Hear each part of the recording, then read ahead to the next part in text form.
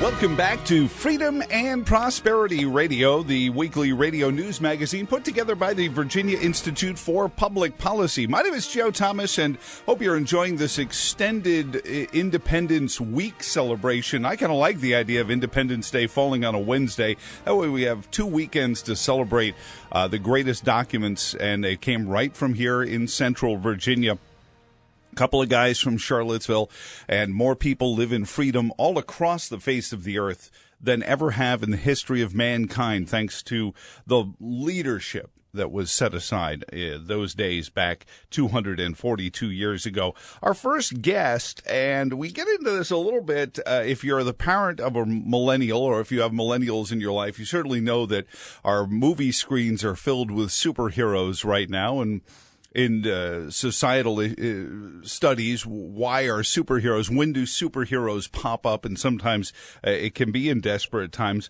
But our first guest is Travis Smith. He is the associate professor in the Department of Political Science at Concordia University, and he has a new book out, Superhero Ethics. And Travis, welcome to Freedom and Prosperity Radio. How are you, sir?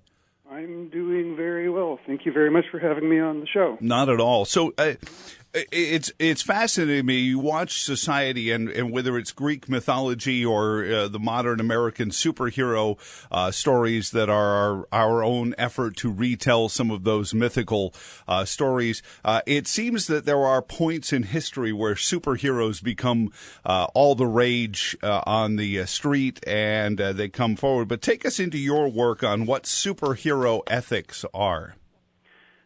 Great, Joe. Thank you very much. Right, you mentioned the word mythological, and you're right. I probably, people in caves even before Homer wrote down the stories about Achilles and Odysseus. There had always been, stories of heroism to inspire people and embolden people and to confront whatever challenges facing them. Sure. In my book, however, in Superhero Ethics, instead of looking at superheroes as being sort of semi-divine characters, by and large, I focus on their humanity. I sort of downplay the super part of them, the fantastical elements that are, of course, what make them appealing on large summer blockbuster screens full of special effects, or even just in comic books sitting around. When I was young, sitting around the cottage in the summertime as recreational reading.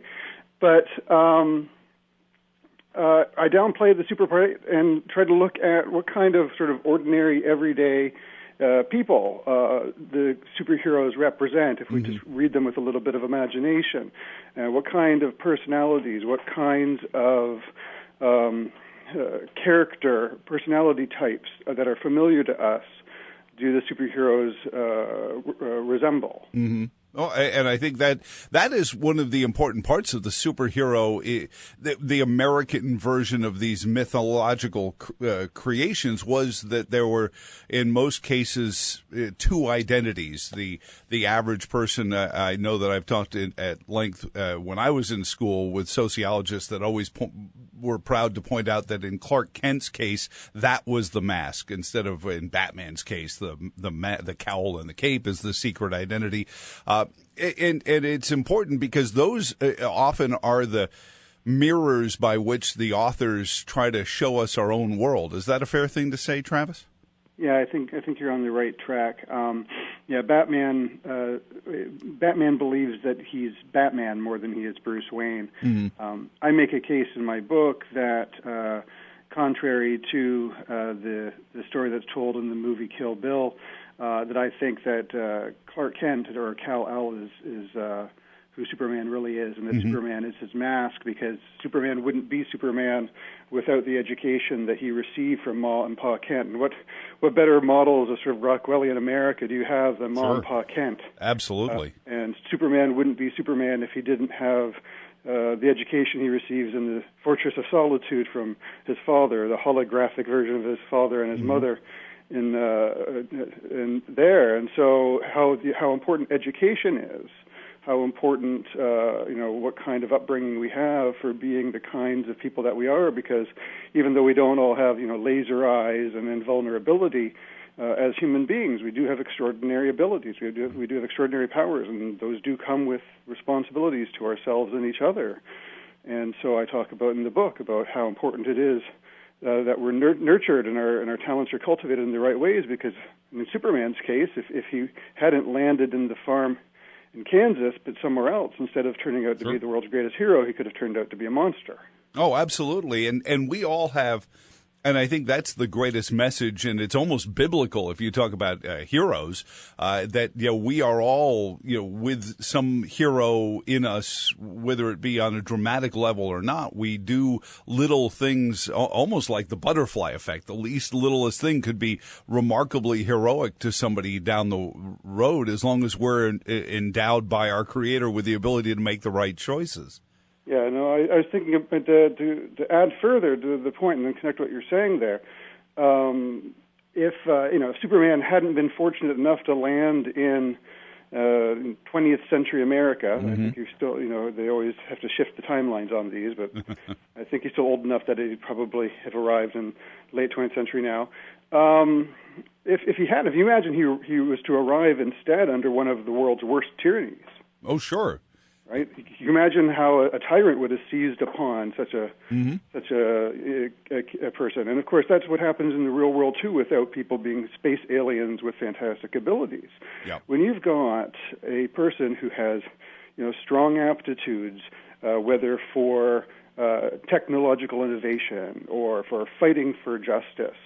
In our society, because people are still free to pursue their own interests and are educated to respect each other's freedom, such people can be real positive contributors to society in a healthy way. But in a regime where there's a tyranny, they get their claws into those children right away. They find the young people who are either really brilliant or really angry, and instead of allowing them to flourish as human individuals, turn them into agents of the state to fulfill its objectives, and their lives become dedicated to some sort of collective mission.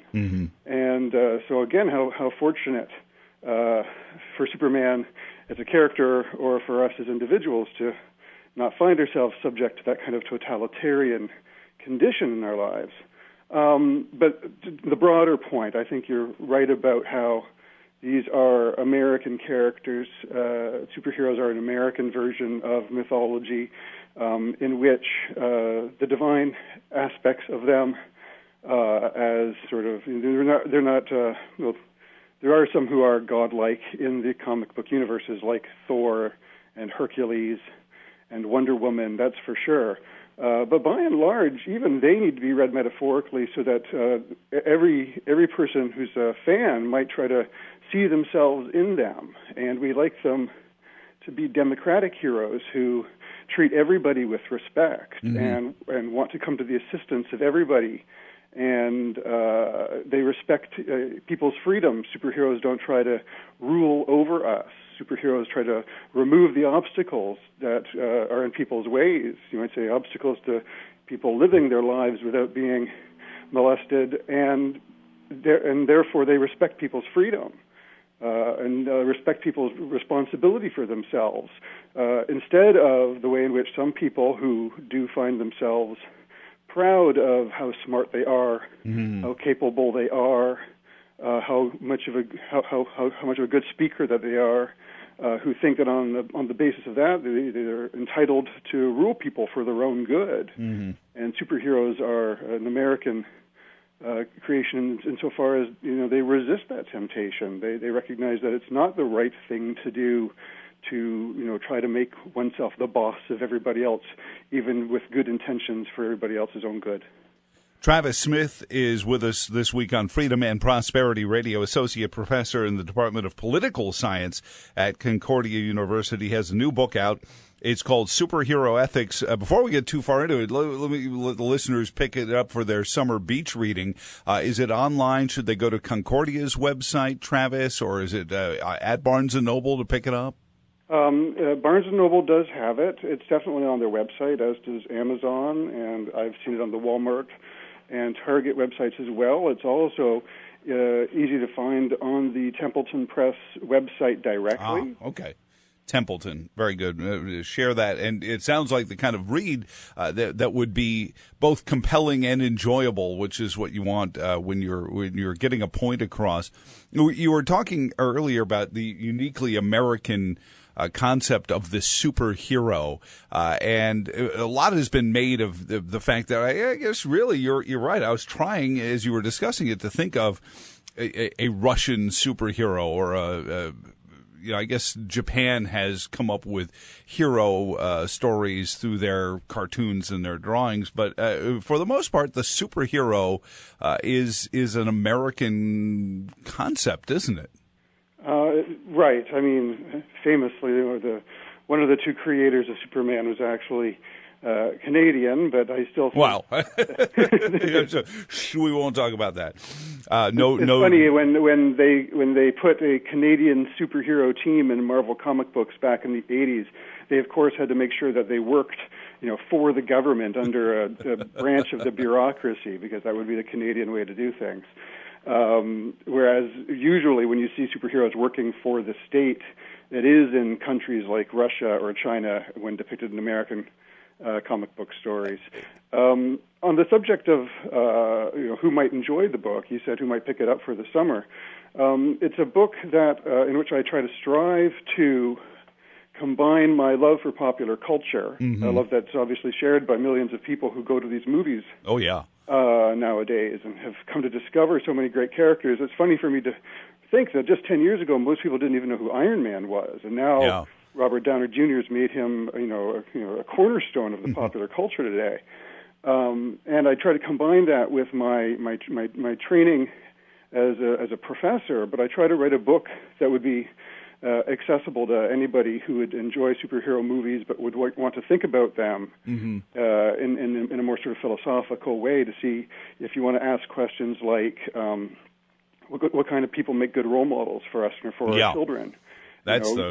That's to me as a parent. To me as a parent, that's what I use the superheroes and even before that, the Thomas the Tank Engines and that kind of archetype as the fulcrum. The way Grimm had originally put forth some fairly dark stories, but they were for teachable moments, so that parents can use these as fulcrums to easily instill those good ethics to their kids. Is that a fair, or am I overstating the importance of these kind of stories?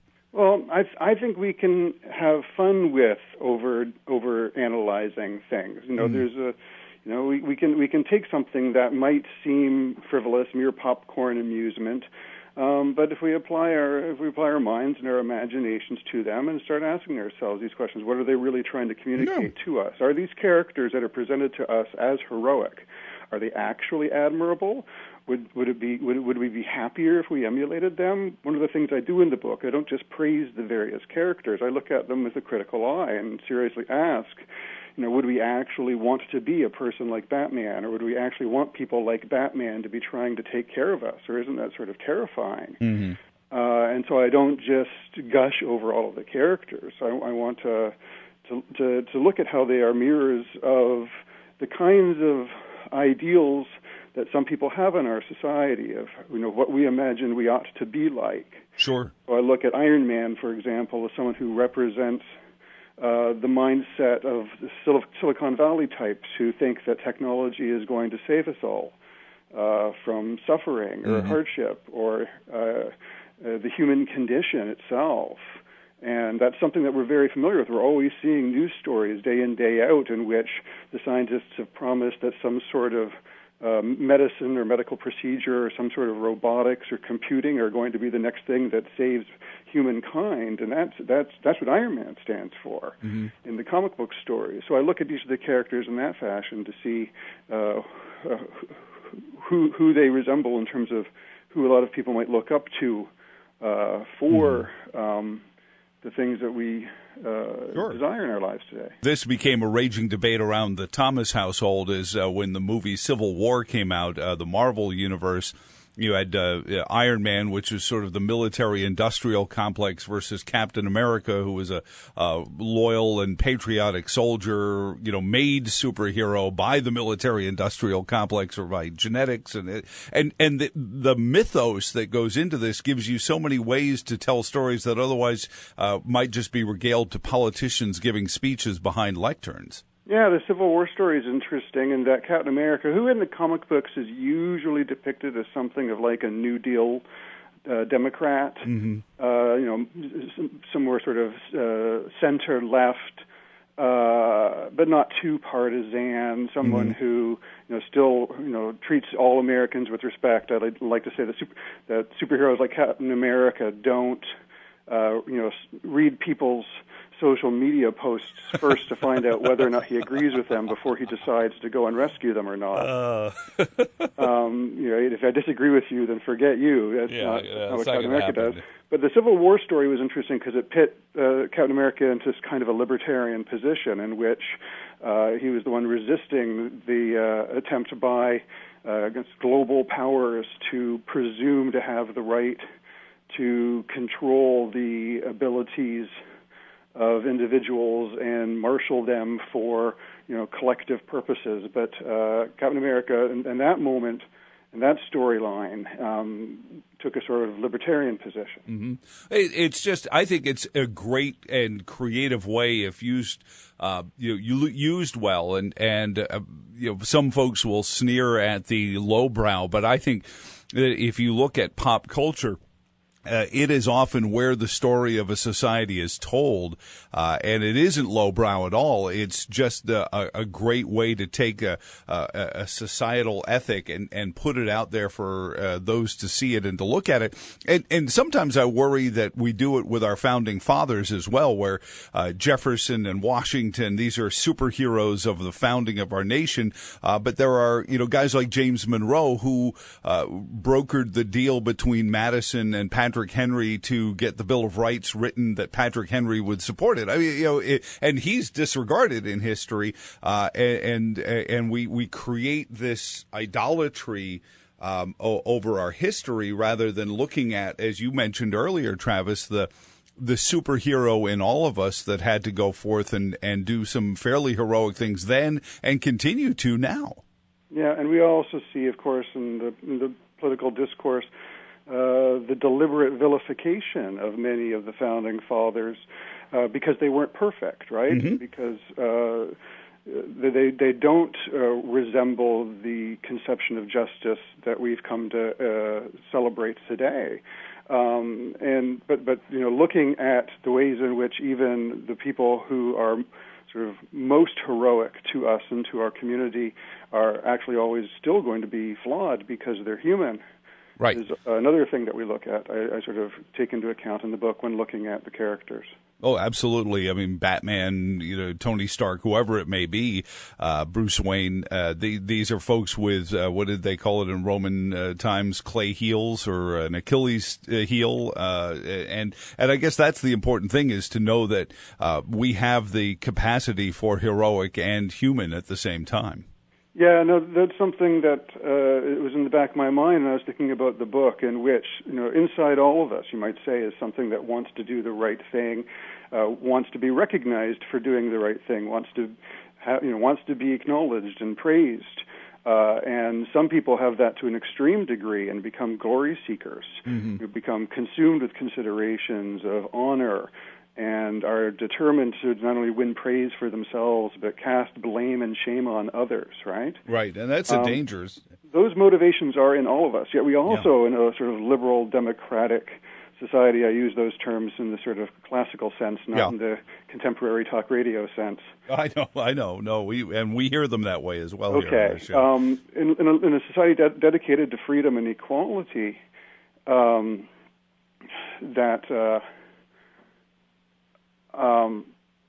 sorry, my I just lost my train of thought, Joe. Help me. No. You were talking about in this classically liberal free society where people's liberty is what you're looking to protect. I think you were going towards a place where hoping that we get a superhero to save us isn't what we should be looking at. We should be looking for the superhero in each of us. I'll agree with that, but that wasn't where I was going. Okay, I'm sorry, I lost my train of thought, Joe. I apologize for that as well. But yeah, I appreciate the book, and it's going to be a hot seller amongst our listeners, I'm sure, as well.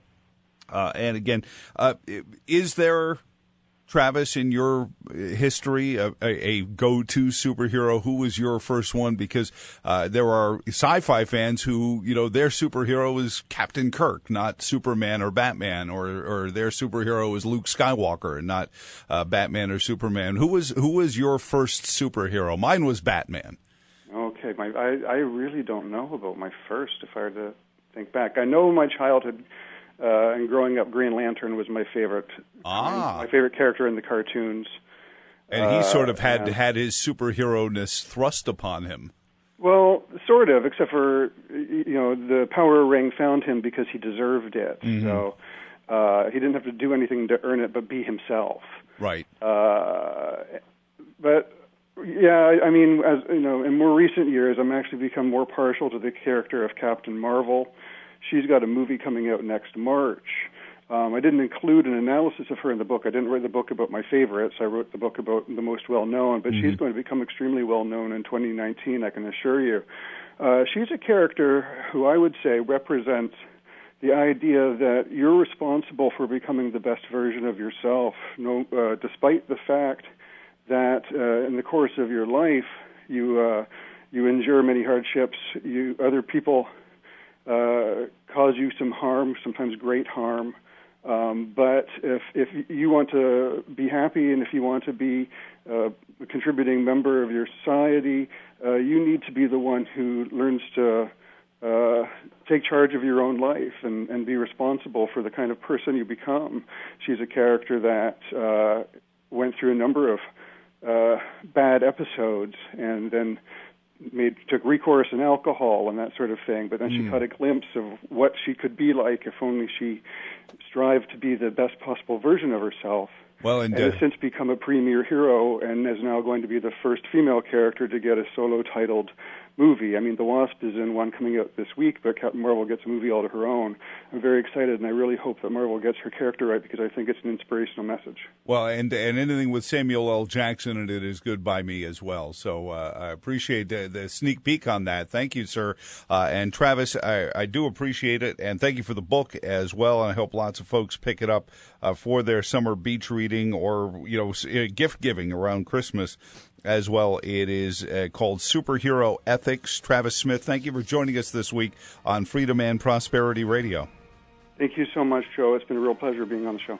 Up next, Ken Peterson. You want to talk about Herculean effort, the saving of Goochland County. But we're going to get into S&P ratings and Medicaid expansion with Ken Peterson of the Goochland County Board of Supervisors coming up next this week on Freedom and Prosperity Radio. Welcome back to this extended Dance Mix Independence Weekend edition of Freedom and Prosperity Radio. Loving the Independence Day when it falls in the middle of the week. Then we get to have 2 patriotic weekends to have a great time.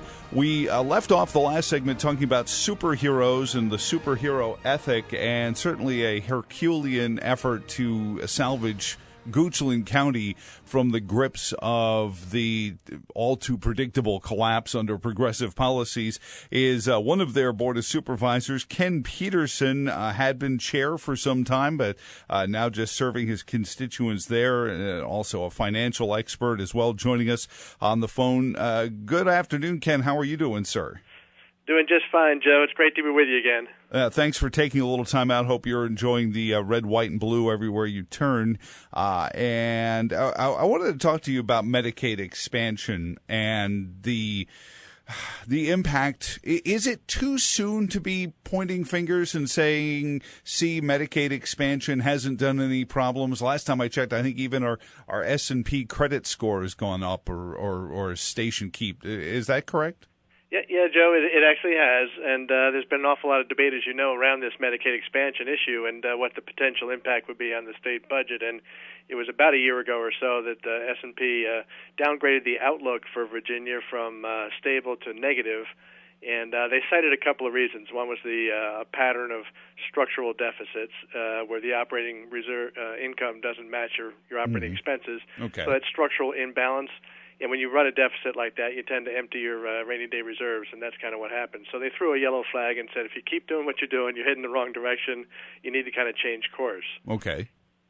And did we right that ship? I think we did this past year. We had an actual fairly robust tax collection year, if Dr. Northam's releases, if I'm remembering them correctly. Well, we did, actually, and in fact, S&P did upgrade our outlook from the -2 stable based on the output from the General Assembly this year. They went into extra innings, but they finally got a budget done, and because of the robust economy and the economic growth, the strong economic growth, we're running about 4% a year. So in this new budget, they project a 4% growth, and that basically allows you to close that budget gap during the next two-year period. So we've got a structurally balanced budget now, and they've actually turned the corner and started to make some progress on restoring the rainy day fund. The rainy day fund cap, the max, is about $2.6 billion, and it had been depleted down to about $275 million, or almost 90% empty. And S&P correctly pointed out that we're in the later stages of this economic development. The Federal Reserve is already raising interest rates and tightening credit through quantitative tightening. And those are signals that we're kind of late stage, so you should be preparing for the next downturn, if not already. And so they said you probably ought to do that. So in this budget, they do set aside some additional reserves. But, Joe, some of those reserves that they're setting aside are what I'm going to consider potentially temporary reserves, in that the federal tax code change lowered tax rates for 2018. So a lot of folks accelerated their state and local tax deductions into 2017. So in December, the state experienced a surge in tax collections. Okay. And then, of course, again in April of 18 when they filed.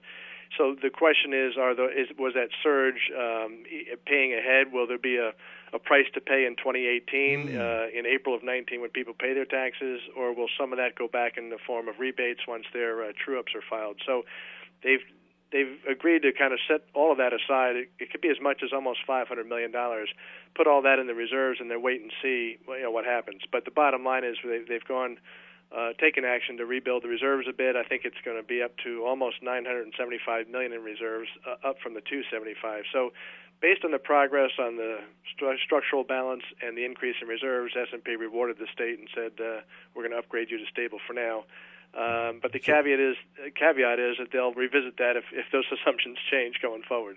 Well, so it sounds like our S&P rating really had nothing to do with Medicaid expansion in the abstract, I guess, at least. Am I also remembering the downgrade also had some things to do with instability regarding our military-industrial complex, for lack of a better term, and not knowing what President Trump's budgets might do to employment in Northern Virginia and the Hampton Roads area?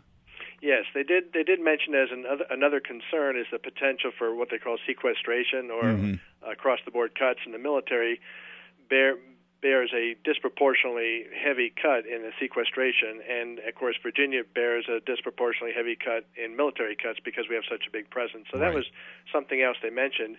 But you also touched on Medicaid expansion really being a non-issue almost. By the way, when Goochland was applying for a credit rating, I did go up and I met with S&P up in New York, and basically they said, look, if you want to offer benefits and entitlement programs and what have you, that's fine as long as you pay for them and you don't just empty the reserves or issue debt and somehow pay for it other than out of operating revenues. Radicals. So in this case, they looked at the Medicaid expansion and they said, well, the vast majority of that Medicaid expansion cost is going to be borne by the federal government, and the balance of it will be borne by the providers through a special tax.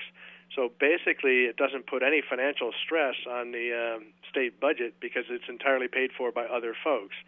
Now, there's some assumptions in there, one of which is it's called a sum sufficient, rather than a fixed dollar, so that if you pass a benefit, anyone that shows up gets that benefit, not just until you run out of money in the budget. So there's always a chance that those benefits exceed the budgeted amount.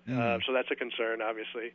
And there's also a concern that the federal government doesn't actually honor its promises. And that's what the technical term for that, Joe, is counterparty risk, where you assume a third party is going to give you some money, and then if they don't, there's some risk associated with that. So. Well, and certainly we've heard that. Mick Mulvaney is famously on record, both in the official federal government process of posting it to Twitter, but also in statements to the General Assembly saying, don't count on this being anything more than zero at some point in the very near future, because the federal government just doesn't see where that money's coming from anymore.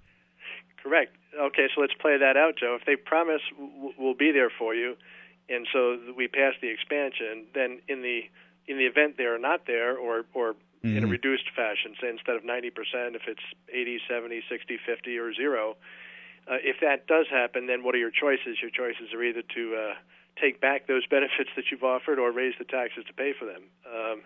And that's kind of a tough position to be in.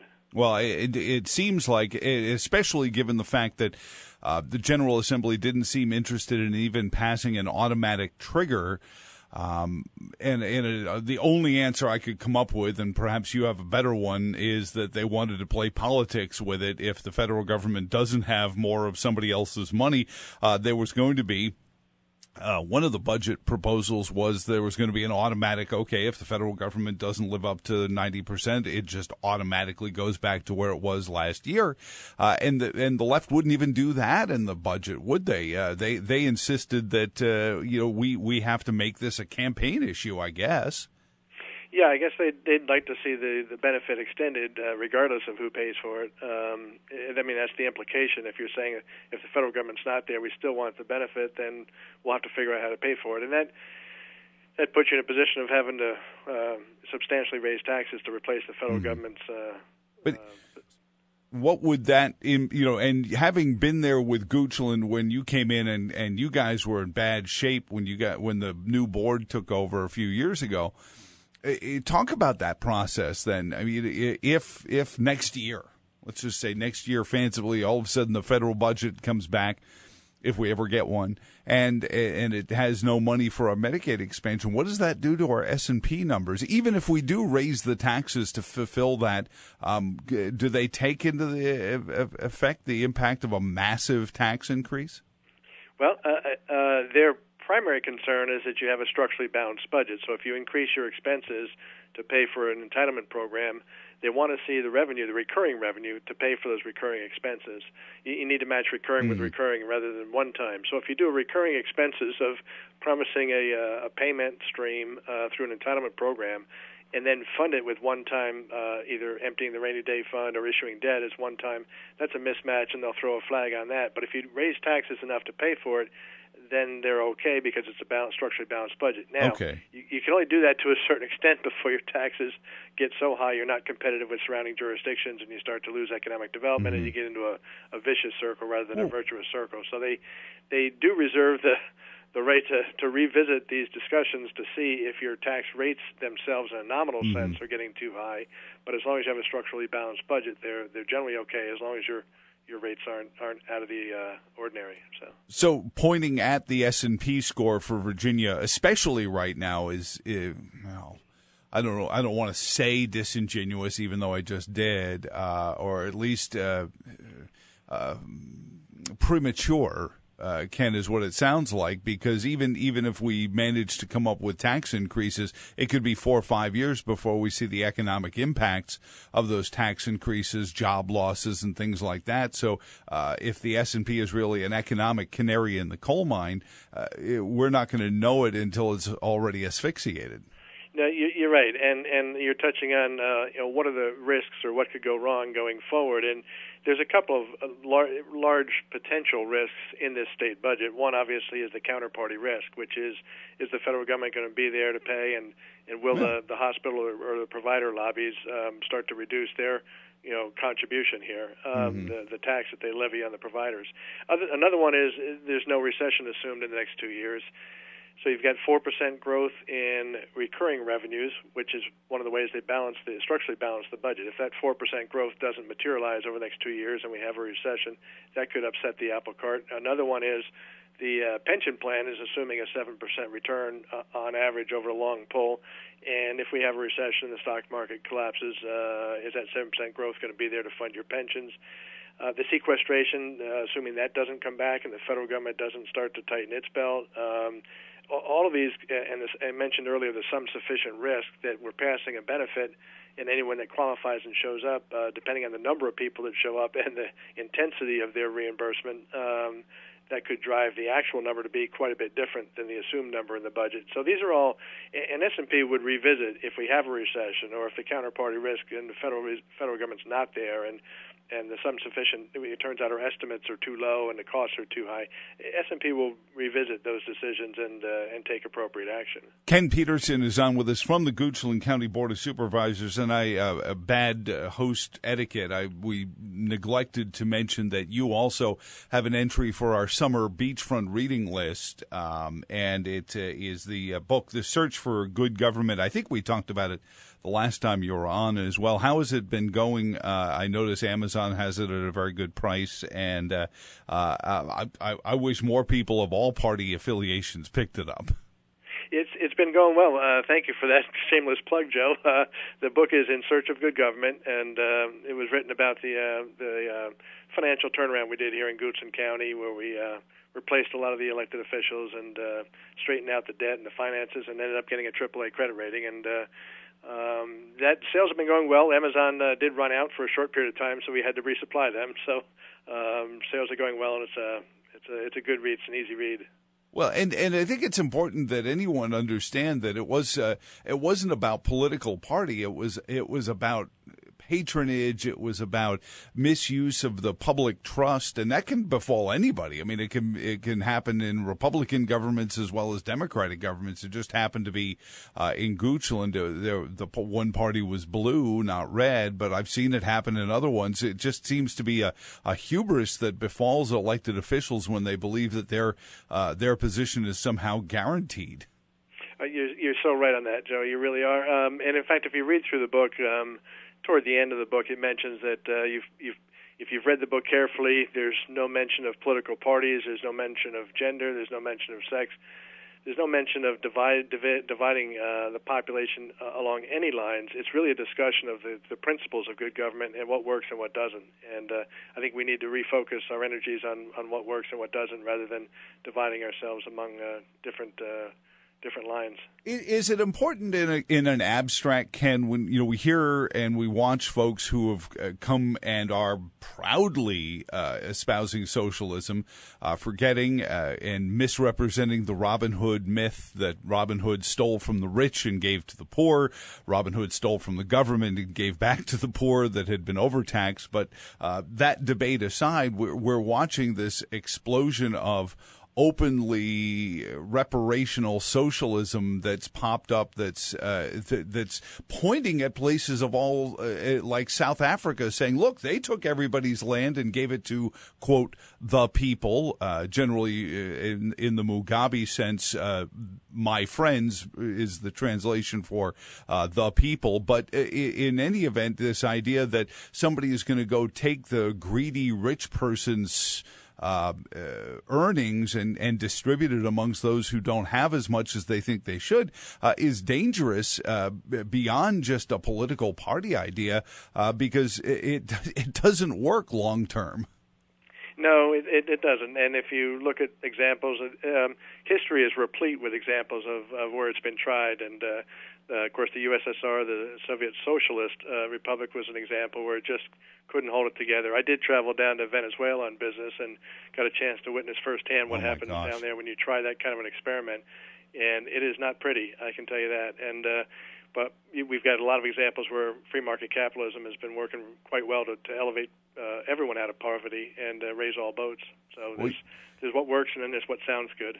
You mentioned Venezuela and the food riots there, and out of control poverty, out of control inflation, and now we're watching what remains of the military being called in.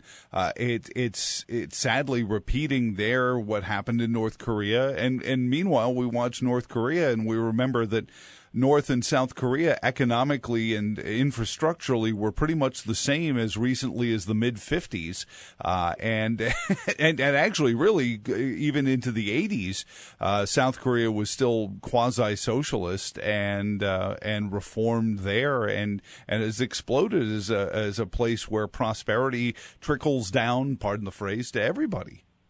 Sure. Yeah, and if we try to simplify it, not overcomplicate it.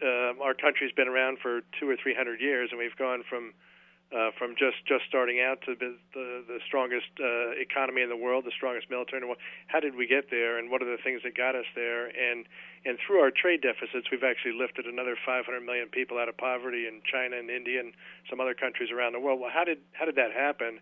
And in my book, I touch on some of the pillars of strength that have catapulted the U.S. to its position of prominence around the world. And it hasn't, traditionally, historically, it hasn't been socialism that got us there. It's been more of a free market economy that's gotten us there. You mentioned trade deficits, and what do you make about and for the media coverage, the number of actual tariffs that have been applied are minimal right now, and they seem to be more of a negotiating chip, saying, hey, let's cut better deals. And that may be the case, it may not be the case, but you mentioned that our trade deficits do help other countries in that way. But at the same time, we need to have the jobs to pay us enough to buy those goods, whether they're manufactured in India or Indiana. Yeah, well, that's true. And our exporting of our trade deficit is basically exporting wealth to other countries and helping to lift them out of poverty, which is, I guess, from a global standpoint, is a good thing. But from our standpoint, there is wealth leaving our borders. And yeah, as you point out, the trade tariffs so far it's less than 1% of trade and less than 1% of our GDP. So the nominal dollars aren't very big right now. It's more of a worry or a concern, where could this take us down the road? And so it's more of a concern over what could happen rather than what's actually happened so far. Ken Peterson of the Goochland Board of Supervisors, author of the book, The Search for Good Government. You just circling on that thought back around to Medicaid expansion in Virginia. Many people have dodged the economic impacts on some of the states like Oregon that had gone down the Medicaid expansion almost immediately upon the Affordable Care Act. What is there anything that gives you hope that some of the economic problems that the early adopters of Medicaid expansion suffered won't come to roost here in Virginia? One would hope so, but I think one of the things is the cost estimates have been, perhaps underestimating the actual cost going forward. So one thing I'll remind your listeners is the budget that was adopted is a plan. It's not an actual, and we won't know the actual until the story is written. So if they pass a benefit as they have with Medicaid expansion, you really don't know how many people will take advantage of that. I will just touch on something else for you real quickly here, Joe. We in the county have been following the Medicaid expansion to try to determine what the potential for unfunded mandates are and the cost to county governments. And we have a private sector solution here for health care called Goochland Cares. And in conversation with them, there's about 300 people right now that attend that go to Goochland Cares. and they will get free health care and free dental as long as they're qualified, as long as they're truly in need, because it's the most vulnerable among us. But free health care, and the doctors and dentists will donate their time, and the large pharma drug companies will donate the drugs, and they'll get free health care basically in the private sector through charitable contributions. There's about 300 of those folks now that would potentially be eligible for Medicaid, which means they can go back to those same doctors and same dentist offices, but go to their offices, not to Goochland Cares, and get it paid for by taxpayers now rather than the private sector through charitable contributions. So there'll be a shifting of away from the private sector, away from charitable contributions toward doctors' offices with billable hours, and of course taxpayers pick up that tab. That's separate and apart from the unfunded mandates for the county hiring people to process all the claims that will become the increase in claims. So yeah, and I think that's one of the impacts that people saw as it scaled up. Medicaid became less efficient than it was originally promoted. Oh, it's so much more efficient than the private sector insurance companies, and then as it scaled up, it became much more so. And the infrastructure is there. Well, Ken, thank you so much. I hope you're having a wonderful weekend. Thank you for taking some time out with us and going into Medicaid expansion, the S&P, your insights, having sat with the folks at S&P. I'm sure they are a lively bunch of conversationalists, and they do a very thorough job. Oh, I know they do. And your book, The Search for Good Government, it should be on everyone's shelves in all the halls of government around here. You have a great weekend, and thanks for joining us. Joe, it's always a pleasure to be with you. Happy 4th of July. Yes, thank you. Happy Independence Day weekend number 2 to all of you. Thank you for tuning in. For all of us here at the Virginia Institute for Public Policy and at tertiumquids.org. Until next week, my name is Joe Thomas. So long, and thanks for all the fish.